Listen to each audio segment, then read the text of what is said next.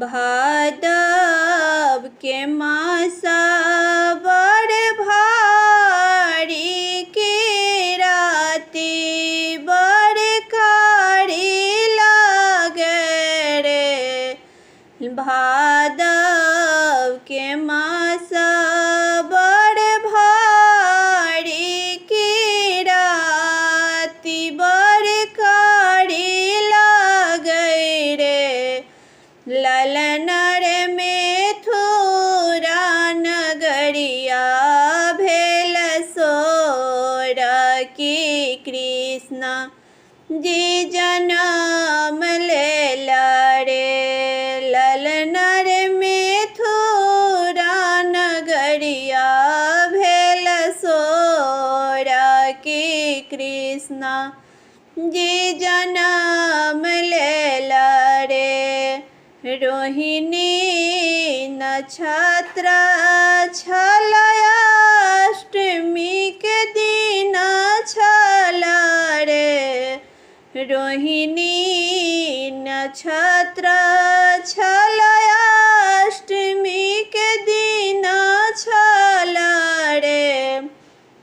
ललनर राति में कृष्ण के जन्म भेल कमल के फूल खिलल रे। ललनर राति में कृष्ण के जन्म भेल कमल के फूल खिलल रे। गोकुल मथुरा दुई नगर के बीच में जमुना बहू रे। गोकुल मथुरा दुई नगर के बीच में जमुना बहू रे।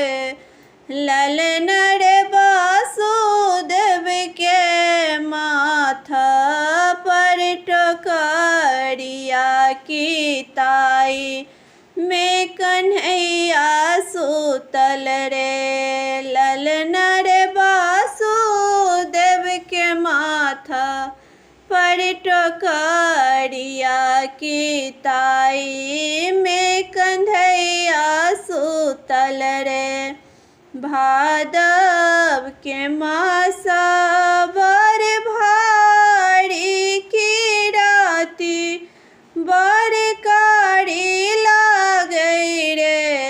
ललनर में थोरा नगरिया भेल सोर की कृष्ण जी जनम लेला रे। ललनर में थोरा नगरिया भेल सोर की कृष्ण जी जनम लेला रे।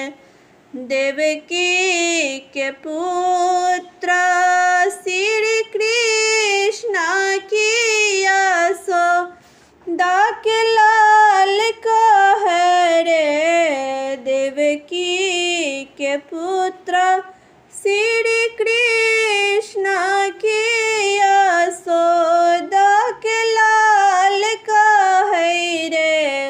ललनर नंद बाबा के हिया जुड़ाएल की कन्हैया के खिलाओल रे। ललनर नंद बाबा के हिया जुड़ाएल की कन्हैया के खिलाओल रे। भनहि विद्यापति हो सोहर गाओल गाबी के सुनाओल रे। ललनर विधान के लिखल नहीं टराए कंस के कृष्ण मारल रे। ललनर विधान के लिखल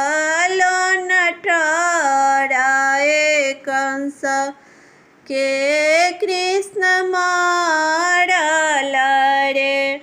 भादव के मास बड़ भारी की राति बड़ कारी लागे रे। ललना रे मिथुरा नगरिया भेलै सोरा की कृष्ण जी जनम लेला रे। ललना रे मिथुरा नगरिया भेलै सोरा की कृष्ण जी जनम लेला।